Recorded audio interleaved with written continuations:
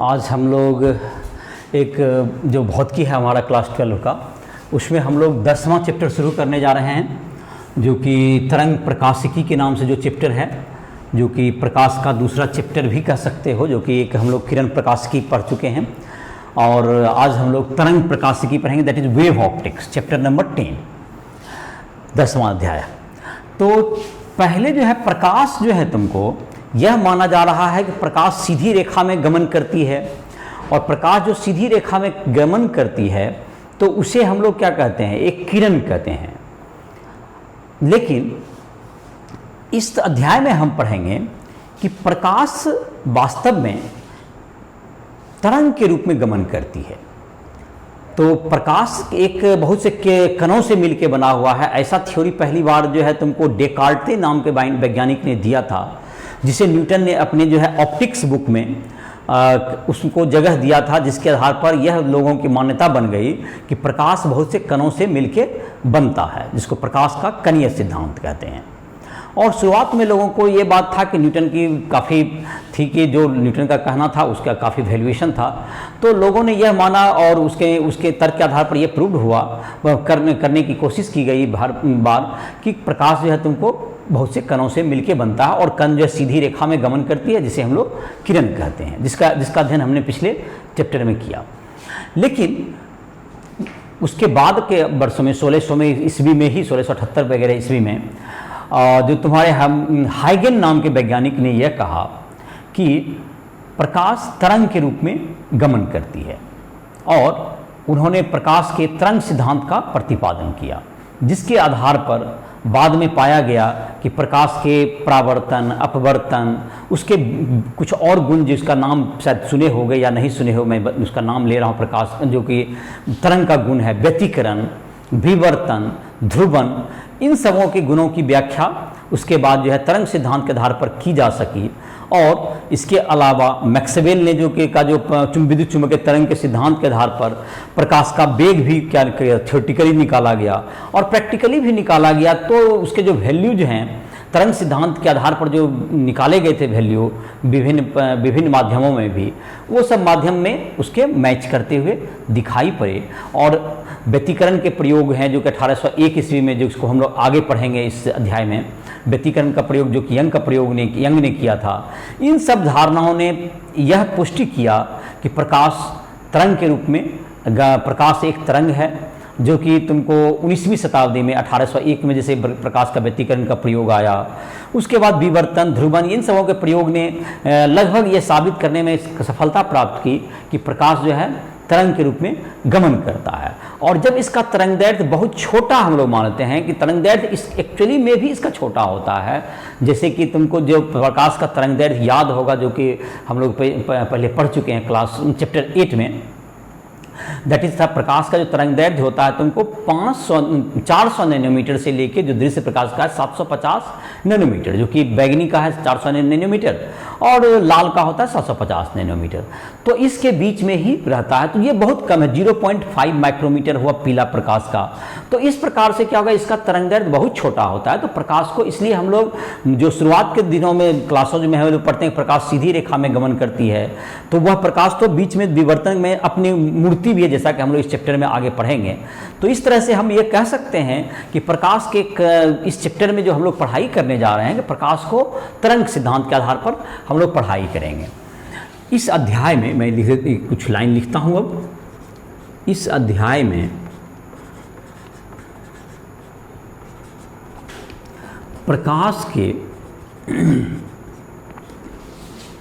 प्रकाश को विद्युत चुम्बकीय तरंग के रूप में, विद्युत चुम्बकीय तरंग के रूप में हम अध्ययन करते हैं।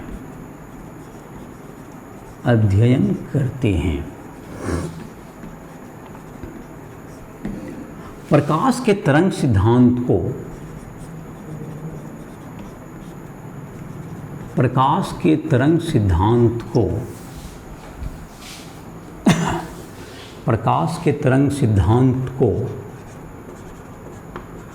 सिद्धांत का प्रतिपादन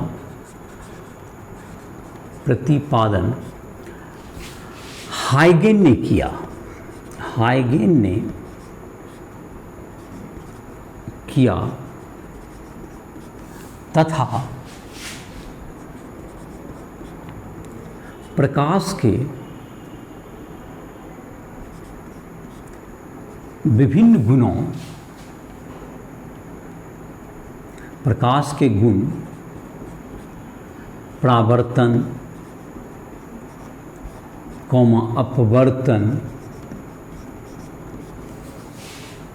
इत्यादि की व्याख्या की, इत्यादि की सफलतापूर्वक व्याख्या की, सफलतापूर्वक व्याख्या की।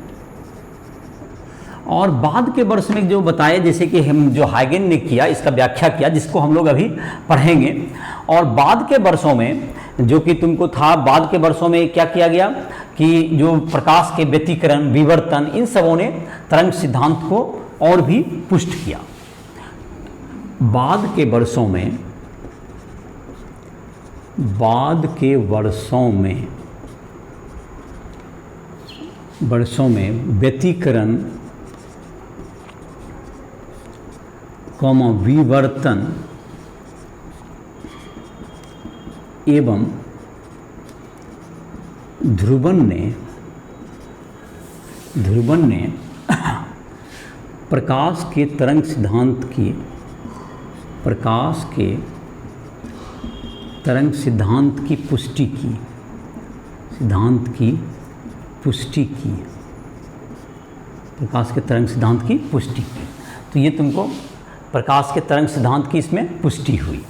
तो ये तो तुम्हारा हो गया यह प्रकाश का तरंग सिद्धांत। इसमें काफ़ी प्रमुख रूप से इसमें और भी पुष्ट होके आया और लोगों ने माना कि यह प्रकाश जो है एक्चुअली में तरंग के रूप में ही गमन करती है। और जिसमें कि तुमको मैंने कहा कि जिसमें कि तुमको मैक्सवेल का विद्युत चुंबकीय तरंग सिद्धांत हो, जिसमें कि तुमको या मार्कोनी ने जो कि रेडियो का आविष्कार किया, जो कि विद्युत चुंबकीय तरंग को एक स्थान से जो दूसरे स्थान तक भेजना हुआ, इन सबों ने इस बात की पुष्टि की। तो जहाँ तक कि तरंग सिद्धांत के आधार पर बात रही, तो ये जो तुम्हारा है प्रकाश जो है तुमको तरंग है, प्रकाश जो कि तुमको है प्रकाश तरंग का जो कि तरंग दैर्ध्य है, जो हम लोग जानते हैं प्रकाश का तरंग दैर्ध्य, प्रकाश का तरंग दैर्ध्य 400 नैनोमीटर से, एक नैनोमीटर में 10⁻9 नैनोमीटर, 400 नैनोमीटर से 750 नैनोमीटर के बीच होती है, नैनोमीटर के बीच होती है। 400 नैनोमीटर से 750 नैनोमीटर के बीच होती है। तो इससे दोनों के बीच में होती है। और इसमें जो तरंग का वेग है तुमको, जो कि तरंग का जो वेग है तुमको, तरंग का जो वेग होता है, तरंग का वेग बराबर आवृत्ति गुना तरंग दैर्ध्य। और इसका जो है प्रकाश की आवृत्ति, प्रकाश की आवृत्ति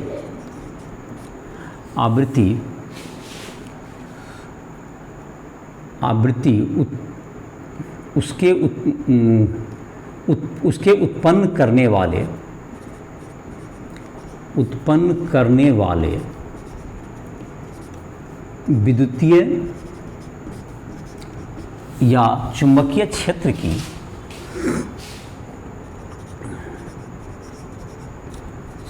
की आवृत्ति के बराबर होती है, आवृत्ति के बराबर होती है, आवृत्ति के बराबर होती है। तो ये जो तुमको है ये स्रोत पर निर्भर करता है। और जहाँ तक की बात रहा प्रकाश का वेग जो होगा, प्रकाश का वेग क्या होगा तुमको, प्रकाश का वेग, कोई भी तरंग का जो वेग बराबर होता है आवृत्ति गुना तरंग दैर्ध्य, आवृत्ति गुना तरंग दैर्ध्य।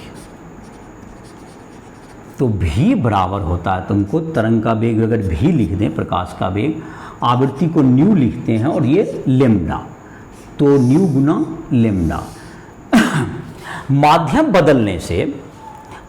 बदलने से क्या होता है तुमको, प्रकाश का वेग बदल जाता है और साथ ही साथ तरंग दैर्ध्य बदलता है, लेकिन आवृत्ति समान रहती है। माध्यम बदलने से माध्यम बदलने पर प्रकाश का वेग एवं तरंगदैर्घ्य बदलता है, किंतु आवृत्ति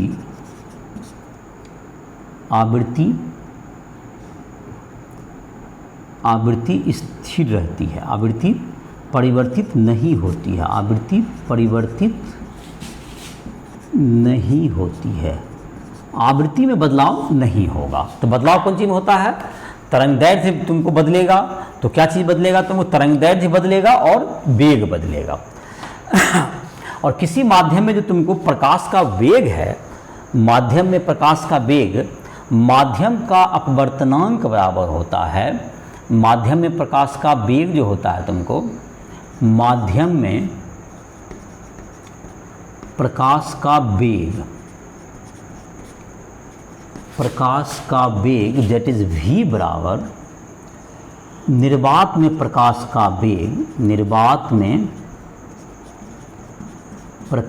का वेग जिसको हम लोग c भी कहते हैं, बटे माध्यम का अपवर्तनांक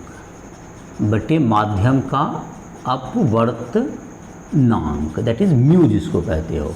तो v बराबर क्या हो गया? c by mu. और c का वैल्यू तो पता ही होगा, c बराबर होता है 3 × 10⁸ मीटर प्रति सेकेंड। ये तुम्हारा होगा c का वैल्यू। तो किसी भी माध्यम में जिसका तरंगदैर्घ्य हमको जिसका अपवर्तनांक पता हो, हम लोग प्रकाश का वेग क्या कर सकते हैं? कैलकुलेट कर सकते हैं। तो किसी भी माध्यम में इसका, जैसे अभी तक जो हमने लिखा कि प्रकाश का तरंग सिद्धांत में हम लोग क्या पढ़े कि प्रकाश जो है तुमको पहले के समय में पहले माना गया था कि प्रकाश कण से मिलके बनता है, और बाद के समय में यह जो है तुमको हैगेन ने बताया कि यह प्रकाश जो है तरंग के रूप में चलती है। तो तरंग का वेग जो होता है क्या होता है? तुमको आवृत्ति गुना तरंगदैर्घ्य। और अगर माध्यम बदलने पर आवृत्ति तो नहीं बदलती है, लेकिन प्रकाश का वेग बदल जाता है और साथ साथ तरंगदैर्घ्य बदलता है। ये दोनों परिवर्तन होता है और आवृत्ति समान रहती है। तो अगर अपवर्तनांक हम लोग को पता हो तो उस माध्यम में हम लोग क्या करते हैं? प्रकाश का वेग भी निकाल सकते हैं, क्योंकि हम लोग को निर्वात में प्रकाश का वेग पता है। तो उसके आधार पर क्या हो जाएगा हमारा? निर्वात में अगर प्रकाश का वेग हमें पता हो तो उसके और अपवर्तनांक पता हो तो उस माध्यम में हम लोग क्या कर सकते हैं? उसका वेग ज्ञात कर सकते हैं। तो हम लोग लिख सकते हैं, एक आध क्वेश्चन बनाने का कोशिश करते हैं, इस पर देखते हैं। प्रकाश का जो तुम्हारा वेग है, प्रकाश का वेग मान लेते हैं किसी माध्यम में तुमको हो गया, प्रकाश का वेग किसी माध्यम में निकालना है, जिस माध्यम का अगर अपवर्तनांक क्या हो पता हो तो हम लोग उस माध्यम में प्रकाश का वेग ज्ञात कर सकते हैं। क्या करेंगे उसके लिए? प्रकाश का वेग निकालने के लिए क्या करेंगे? 3 × 10⁸ में उसके अपवर्तनांक से हम लोग क्या कर देंगे? डिवाइड कर देंगे, तो उसका वेग निकल जाएगा। तो हम लोग निकाल लेते हैं उसका। इस तरह का एक क्वेश्चन बना के देखते हैं। तो किसी माध्यम में का अपवर्तनांक जो पानी है, जैसे तो पानी का अपवर्तनांक कितना होता है? अभी तक तो पता ही होगा, 4/3 लिखते हैं।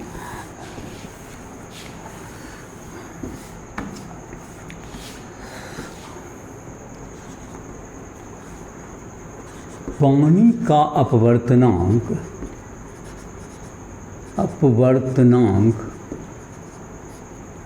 म्यू बराबर 4/3 है। तो पानी में प्रकाश का वेग ज्ञात करें यदि दिए गए प्रकाश का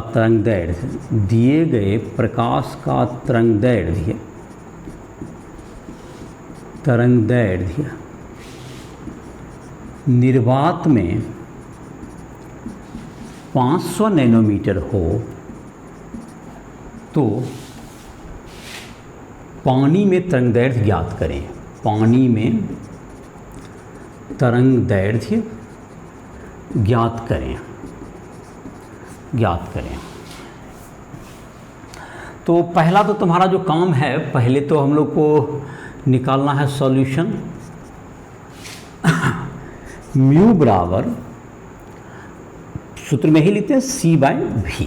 चलिए, तो v हो गया तुमको पानी में वेग, पानी में प्रकाश का वेग बराबर c/म्यू 3 × 10⁸ मीटर प्रति सेकेंड बटे पानी का अपवर्तनांक है 4/3। तो 3 × 3 दैट इज 9/4 × 10⁸ मीटर प्रति सेकेंड दैट इज 2.25 × 10⁸ मीटर प्रति सेकेंड। तो ये तुम्हारा हो गया किसका? इसका हो गया तुमको पानी में प्रकाश का वेग हो गया। अब जहाँ तक कि रहा तरंग दैर्ध्य के बारे में बात करें, जब किसी हवा में है तो हवा में हो जाएगा c बराबर हो गया फ्रीक्वेंसी इंटू उसमें तरंग दैर्ध्य, और दूसरा हो गया v बराबर आवृत्ति तो समान रहती है बराबर लेमडा गुना λ1 हो गया कुछ तुम्हारा। ये पानी में तरंग दैर्ध्य हो गया, ये पानी में तरंग दैर्ध्य कह सकते हैं इसको।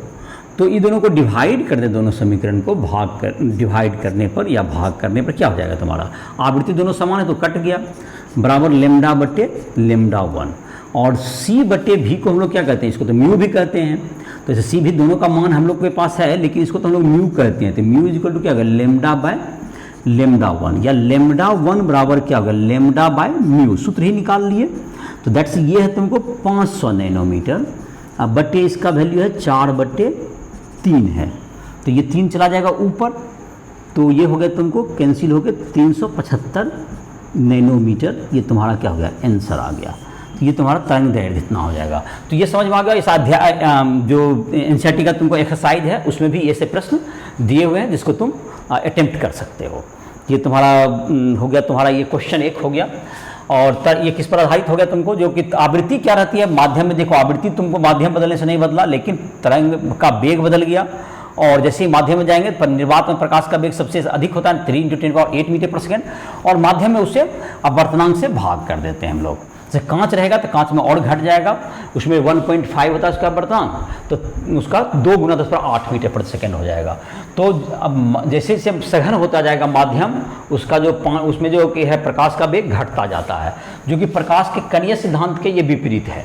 प्रकाश का जब कॉर्पस्कुलर थ्योरी जिसको हम लोग कहते हैं, जो कणीय सिद्धांत, उसमें ये माना जाता है कि माध्यम में तुमको जितना ज़्यादा मटेरियल रहेगा उसका प्रकाश का वेग भी उतना अधिक होगा। जबकि तरंग सिद्धांत में यह कहा गया कि माध्यम में जो है तुमको जैसे जैसे घना होता जाएगा माध्यम, उसमें जो है प्रकाश का वेग क्या होता चल जाएगा? कम होता जाएगा। जो कि बाद में जब प्रयोग किया गया जाकर के फोको विधि या माइकलसन के मिरर के द्वारा जब प्रकाश का वेग निकाला गया, तो ये बात पाया गया कि जो कि है तुमको तरंग के जो सिद्धांत की धारणाएं हैं वो सही पाई गई, और जो कि प्रकाश के जो कणीय सिद्धांत थे, जो कॉर्पस्कुलर थ्योरी था, वह गलत पाया गया। और इस प्रकार से धीरे धीरे कौन सा थ्योरी स्टेब्लिश हुआ?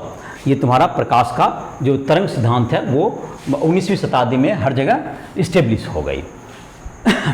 ऐसे इसके बाद हम लोग जो है, ऐसा नहीं है कि ये कोई थ्योरी का अंत होता है। इसके बाद हम लोग प्रकाश का द्वैत व्यवहार आगे आने वाले अध्याय में पढ़ेंगे। तो अभी जो 10वां में पढ़ेंगे वो ये 10th चैप्टर में ये पढ़ रहे हैं, 11वां में उसकी चर्चा करेंगे। तो अब हम लोग का जो कि अभी का टॉपिक है, तो हम लोग जो है अगले लेक्चर में इसमें पढ़ेंगे तुमको हाइगन का सिद्धांत, और उसमें पढ़ेंगे हम लोग फिर प्रकाश, उसके द्वारा प्रकाश का परावर्तन अपवर्तन, इन सबों की व्याख्या करेंगे। तो आज के लेक्चर में हम लोग एक छोटा सा एक टॉपिक और देख लेते हैं। उसको वो तो एक बोर्ड में पूछा जाने वाला लॉन्ग क्वेश्चन है, तो उसकी चर्चा हम लोग उसी में करेंगे, अगले लेक्चर में करेंगे। आज इसका इंट्रोडक्शन क्लास है। तो इसमें देखा कि तुमने किस प्रकार से जो है जो पानी में क्या हो गया, प्रकाश का चाल क्या हो जाता है? घट जाता है, जिससे उससे अपवर्तनांक का भाग देके हम लोग निकाल सकते हैं। तो ये ऑब्जेक्टिव वगैरह में इस तरह के प्रश्न पूछे भी जाते हैं। तो आज का अब हम लोग देखते हैं एक, तुमको कहते हैं हम लोग डॉपलर प्रभाव। तो ये कहता है कि जब कोई स्रोत जो कि प्रकाश उत्पन्न कर रहा है वह अगर गतिशील है, वह अगर गति कर रहा है, और दर्शक और दर्शक और श्रोता का स्रोत जो प्रकाश का है उसके बीच में अगर तुमको आपेक्षिक गति है तो जो स्रोत की जो आवृत्ति है दर्शक को वह अलग प्रतीत होती है। जैसा कि हम लोग डॉपलर प्रभाव ये घटना ध्वनि में भी दिखाई पड़ती है। ध्वनि भी एक तरंग है, उसमें भी जो कि तुम्हारा क्लास 11 में तुमने पढ़ा भी होगा, और यह प्रकाश में भी ऑब्जर्व होता है। इसे हम लोग क्या कहते हैं, डॉपलर प्रभाव। तो हम लोग अभी देखते हैं डॉपलर प्रभाव, देखते हैं डॉपलर इफेक्ट, देखते हैं इसको, डॉपलर प्रभाव, डॉपलर इफेक्ट।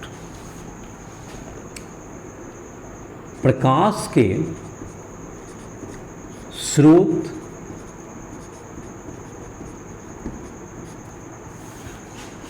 एवं दर्शक की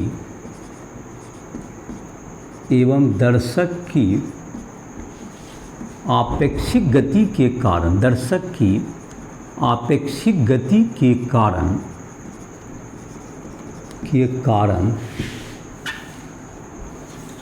आपेक्षिक गति के कारण दर्शक को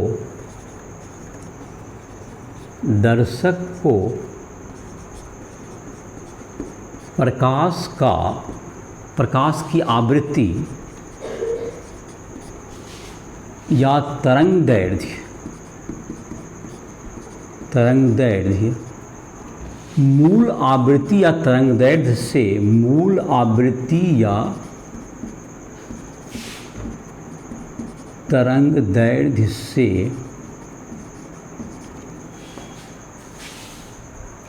भिन्न प्रतीत होती है, भिन्न प्रतीत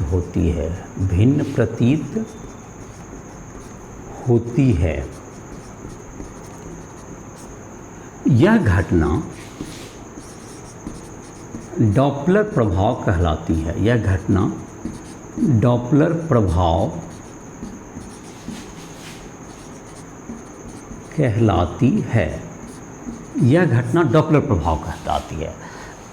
दोनों में तुमको क्या पाया जाएगा, इसमें अंतर पाया जाता है। यह घटना क्या कहलाएगी, डॉपलर प्रभाव कहलाती है।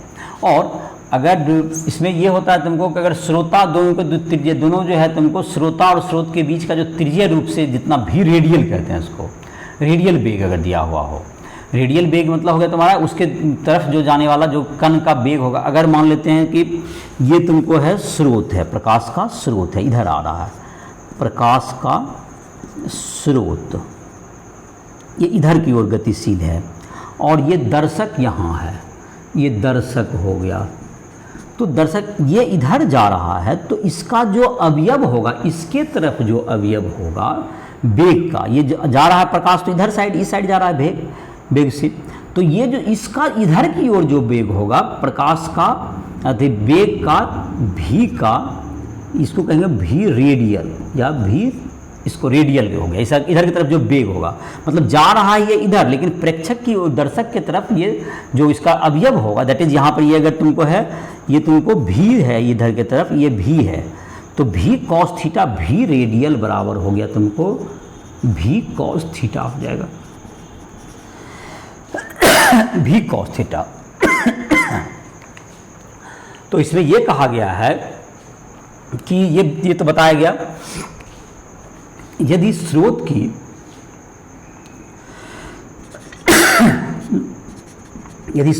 की मूल आवृत्ति न्यू हो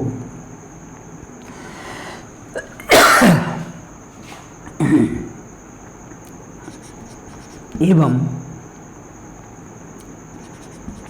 इसकी आवृत्ति में परिवर्तन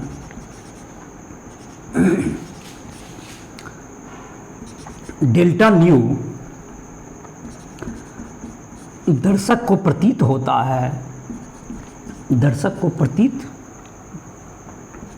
है, तो डेल्टा न्यू बटे न्यू बराबर भी रेडियल बटे सी, भी रेडियल बटे सी। सी क्या हो गया तुमको? प्रकाश का वेग हो गया, प्रकाश का वेग। और भी रेडियल का मतलब कि इसके तरफ जो अवयव होगा उस अवयव को लेना है। ये हो गया मूल आवृत्ति, ये हो गया मूल आवृत्ति, और डेल्टा न्यू हो गया आवृत्ति में परिवर्तन, आवृत्ति में परिवर्तन। और ये जो तुमको है, जब श्रोता जो है तुमको, जब स्रोत दर्शक की तरफ जा रहा है तो आवृत्ति बढ़ती प्रतीत होती है। जब स्रोत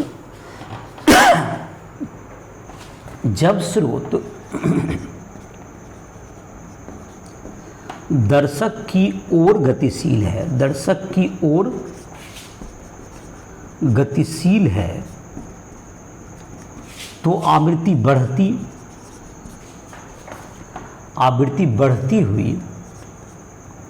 बढ़ती तथा दूर जाने पर घटती प्रतीत होती है, घटती प्रतीत होती है। दूसरा शब्द में कहें कि ये तुमको भी रेडियल अगर ये की तरफ है, उसके तरफ, तो वो धनात्मक हो जाएगा। तो बढ़ती का मतलब हो गया डेल्टा न्यू, तुमको जबकि दोनों के बीच की दूरी घट रही है तो तुमको आवृत्ति बढ़ता हुआ नजर आएगा। और इसी के उल्टा अगर तरंग दैर्ध्य में देखें तो तरंग दैर्ध्य में उल्टा आ जाता है। तो डेल्टा भी अगर इसमें चिन्ह के साथ देखें, अगर इसमें जानना चाहें कि कब घट बढ़ रहा है, जब उसकी तरफ होगा तो यहाँ पे प्लस होगा, आवृत्ति में परिवर्तन प्लस, यहाँ पर जब दूर जाएगा तो माइनस। लेकिन तरंग दैर्ध्य में जो परिवर्तन होता है, तरंग दैर्ध्य में डेल्टा लेमडा बटे लेमडा हो जाता है, दैट इज उसके विपरीत होता है, ये माइनस हो जाएगा। ये भी रेडियल बटे सी, माइनस और प्लस, मतलब माइनस मतलब दूर जाने पर तरंग दैर्ध्य बढ़ती है, दूर जाने पर तरंग दैर्ध्य बढ़ती प्रतीत होती है, बढ़ती प्रतीत होती है, जिसे लाल शिफ्ट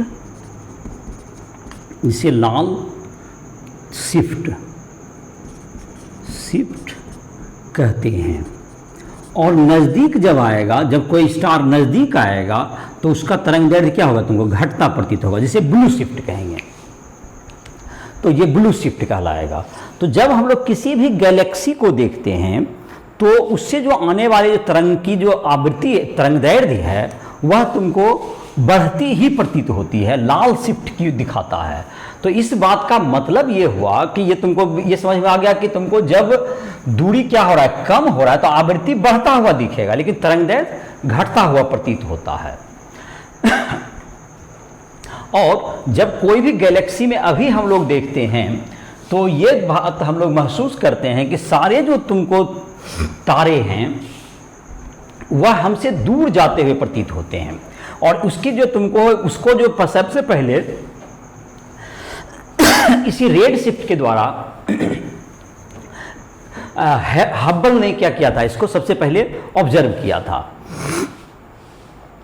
क्या मैंने कहा कि किसी भी गैलेक्सी को अगर हम लोग देखेंगे या उसमें स्टार को देखेंगे तो हम लोग ये ऑब्जर्व कर सकते हैं कि उसकी जो तरंग दैर्ध्य है वो बढ़ती हुई प्रतीत होगी। अब ये बात तुम्हें लग सकता है कि तरंग दैर्ध्य कितनी, तरंग दैर्ध्य तो हम कोई भी चीज़ को देखेंगे तो उसका तरंग दैर्ध्य जितना भी है हम उसको एक प्रक्षेपित मान निकाल सकते हैं। तो वह घट रही है कि बढ़ रही है ये कैसे पता चलेगा? तो देखो कोई भी चीज़ है अगर तो उसका तरंग दैर्ध्य जो होता है, जैसे जो हाइड्रोजन परमाणु जो विकिरण निकलेंगे उसका जो तरंग दैर्ध्य है वह जाहिर है कि परमाणु के में तुमने जो केमिस्ट्री में पढ़ा होगा तो उसमें उसकी तरंग दैर्ध्य फिक्स होती है, जिसका हम कैलकुलेट थियोरेटिकली कर सकते हैं। लेकिन अगर हम वहाँ से ऑब्जर्व करें तो वह उससे कुछ भिन्न प्रतीत हो गया। अगर अधिक तरंग दैर्ध्य प्रतीत हो तो ये जाहिर है कि ये बताएगा कि वह जो भी तुम्हारा जहाँ भी ऑब्जर्वेशन रहे वो हमसे क्या जा रहा है, वह पिंड हमसे दूर जा रहा है, जिसे हम लोग लाल शिफ्ट कहेंगे। और लाल का चूंकि तरंग दैर्ध्य ज़्यादा होता है इसलिए इसको हम लोग रेड शिफ्ट कहते हैं। और ब्लू का तरंग दैर्ध्य क्या होता है? कम होता है, तो ब्लू शिफ्ट में इसलिए जब हमसे नज़दीक आएगा तो ब्लू शिफ्ट होगा। लेकिन यहाँ पर हमेशा लाल शिफ्ट की ओर तरंग दैर्ध्य बढ़ता हुआ प्रतीत होता है किसी भी चीज़ को अगर हम ऑब्जर्व करें। तो इसी बात से यह निष्कर्ष निकलता है कि ब्रह्मांड जो है तुमको धीरे धीरे एक्सपेंड कर रहा है, यूनिवर्स धीरे धीरे बढ़ रहा है, हमारा ब्रह्मांड धीरे धीरे फैल रहा है, चूँकि हर कण एक दूसरे से दूर जा रहे हैं।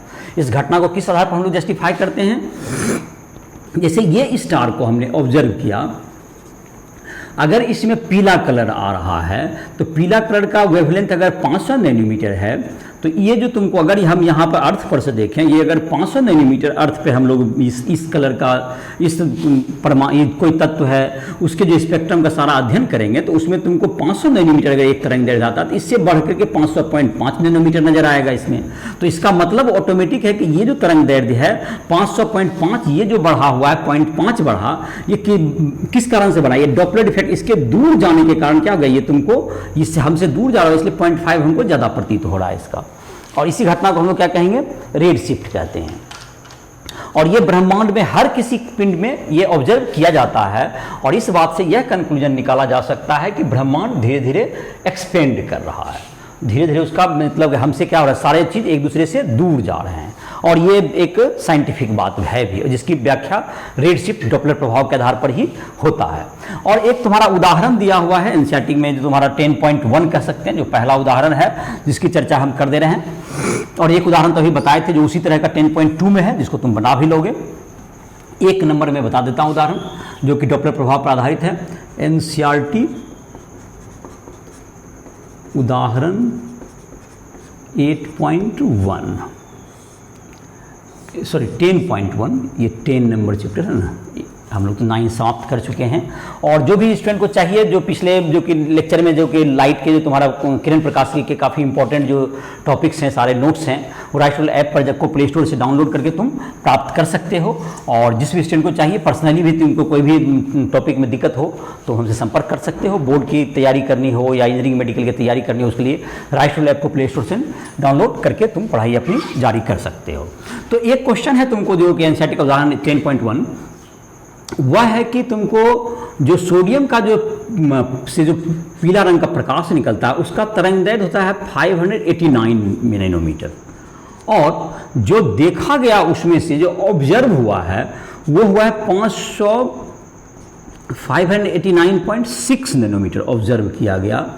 तो इसमें से कितना वृद्धि हो गया? 589 nanometre, that is equal to 0.6 nanometre. ये डेल्टा लेम्डा हो गया। तो डेल्टा लेम्डा बाय लेम्डा बराबर वी रेडियल बाय सी। तो ये तुमको हमसे क्या हो रहा है, अब ये दूर जा रहा होगा वी रेडियल बाय सी, तो ये हमसे दूर जा रहा होगा, दूर जा रहा होगा, क्योंकि तभी तो तरंगदैर्घ्य बढ़ता हुआ प्रतीत हो रहा होगा। ये दूर भाग रहा है ये गैलेक्सी, जो भी जहाँ से भी ऑब्जर्वेशन हो रहा है। तो 0.6 नैनोमीटर है ये, y 590 nanometre, 589 nanometre, okay. That's equals to क्या होगा? वी रेडियल, भी त्रिज्यीय रूप से जो आगे जा रहा है बटे सी।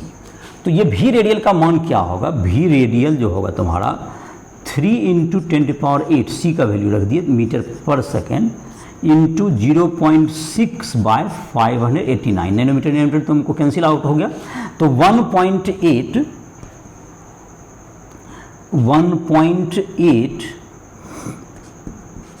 इंटू 10⁸ बाय 589 मीटर पर सेकेंड।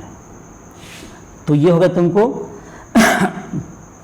1.8, इसको हमने कर दिया तुमको, अगर 10⁻³ का रख लें तो 1800 मतलब कि करीब करीब हो जाएगा, और 1800 हो जाएगा। इसमें से 8 पावर है तुम्हारा, और किलोमीटर बताएं 10⁵ बचेगा, तो 10⁵, तो 18 पर 40 बाय 589 किलोमीटर पर सेकेंड हो गया। अब ये किलोमीटर पर सेकेंड, और इससे इसको जब डिवाइड करेंगे तो ये तुमको करीब करीब 306 किलोमीटर पर सेकेंड। तो ये जो गैलेक्सी है जहाँ जिसका ऑब्जर्वेशन है, जिसमें कि सोडियम लाइट का जो वेवलेंथ बढ़ा हुआ दिख रहा है, तो ये गैलेक्सी हमको, ये गैलेक्सी जिसको ऑब्जर्व हम लोग कर रहे हैं, ये हमसे, ये तुमको यहाँ पर जो अर्थ पर जो दिख रहा है दर्शक है यहाँ पर, इससे यह किस रेट से दूर जा रहा है? ये क्योंकि उसका वेवलेंथ बढ़ रहा है तो ये दूर जा रहा है कितना? 306 किलोमीटर पर सेकेंड। ये तुमको देखो रेड शिफ्ट की ओर जा रहा है, ये रेड शिफ्ट ये तुम्हारा बढ़ रहा है, ये धीरे धीरे हमसे दूर जा रहा है ये गैलेक्सी। और यही ऑब्जर्वेशन मैंने कहा कि सब में तुमको दिखाई पड़ेगा। तो ये तुम्हारा था आज का जो लेक्चर था, जिसमें डॉपलर प्रभाव हो गया और जो सामान्य जानकारियाँ थी तरंग की उसको हमने डील किया। और नेक्स्ट लेक्चर है जो कि हमारा बोर्ड का जो क्वेश्चन होगा हाइगन का सिद्धांत, और उसके आधार पर जो है तुमको प्रकाश के परावर्तन और अपवर्तन की व्याख्या, जिसको हम लोग एक लॉन्ग क्वेश्चन को इसके अगले लेक्चर में डिस्कस करेंगे।